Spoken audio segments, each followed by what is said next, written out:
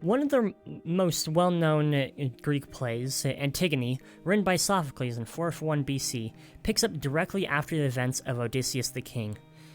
In the play, we follow Antigone, as the play's name is named after,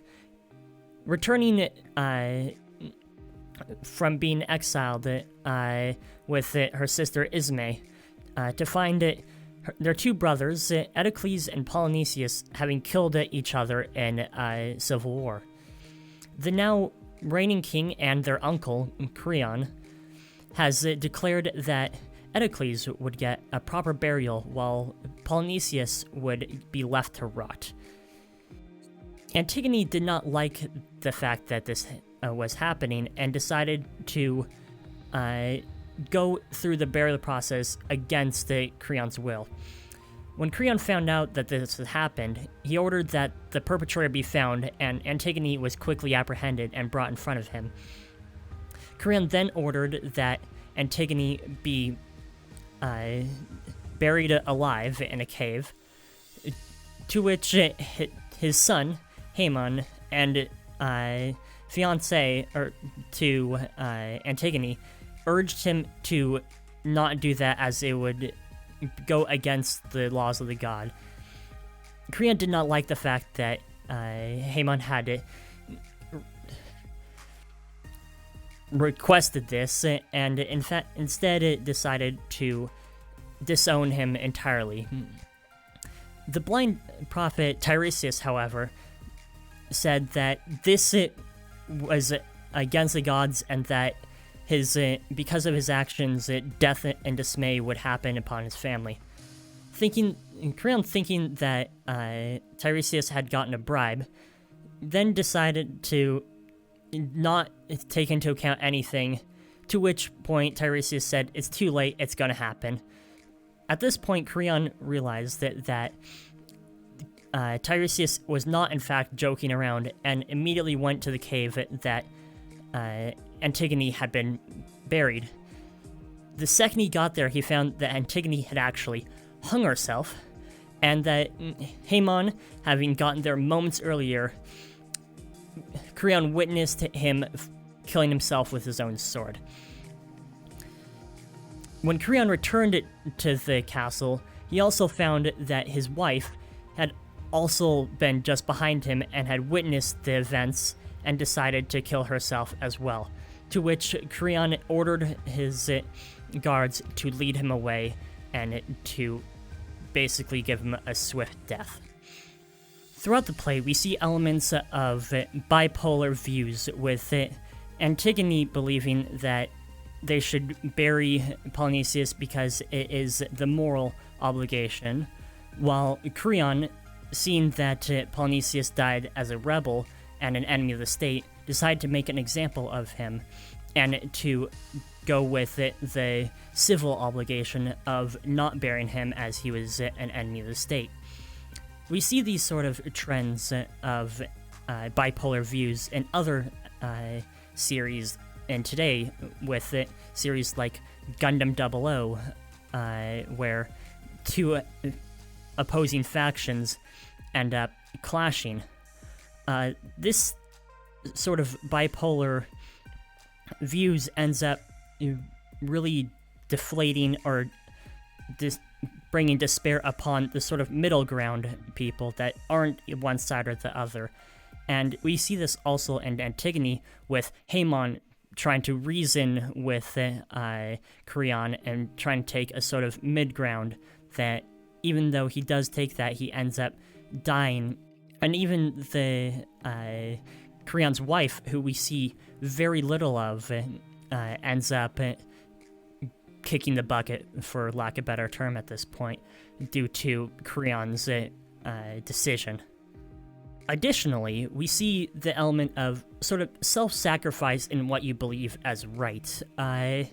especially with Antigone, where she's willing to lay down her life for the moral views that she has, that it is morally obligated that she bury her brother. And again, we see these aspects in elements of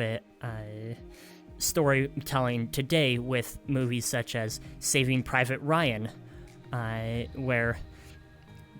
a group of soldiers are willing to go and risk their lives for a single soldier out during World War II. Now, in terms of my opinion of this play, I personally enjoyed it, especially sort of as I kept reading it, instead of looking at it from a religious standpoint like it would have been back in the day of don't mess with the gods, you can kind of see it as a sort of element of not going to one side of an opinion and completely ignoring the other. It sort of gave a sort of aspect of not having extremist views, especially in today's political climate, which is kind of a rough topic to talk about because of how polarized it is. It's this sort of, you can take aspects of this play and apply it there, where instead of moral or civil actions and that, you could take, like, for instance, in the US, Democratic or Republican, instead of just going, okay, I'm only this side or only that side, we really have to go into the fact of pulling together and finding a middle ground, because if we go for the extremist views like we saw in the play, that it ends up just crumbling to the ground, which is it's hard to sort of find a middle ground if we're not willing to talk, like, for instance, with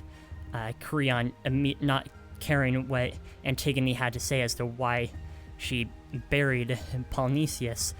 and just decide, okay, I'm just going to do this, which then everyone else said, hey, let's not do that, let's talk about it first, and he shut out all other ideas and said, no, I'm doing this and not that, and it ended up crumbling to the ground, which you can see in today's political climate in the US, especially with the elections year happening this year, that it's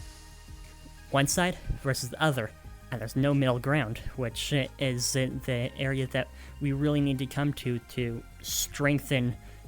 the bonds of our society and our culture. So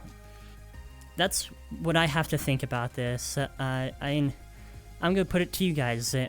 What do you think that this play could be related to in today's world? I mean, I said my thing about the politics of the world, but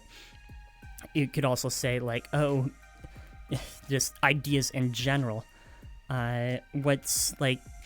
are there any other plays or movies that you'd think that would go along well with this, or other aspects of that, and even just certain characteristics of the characters in this, and how you might see it in yourself and how you view certain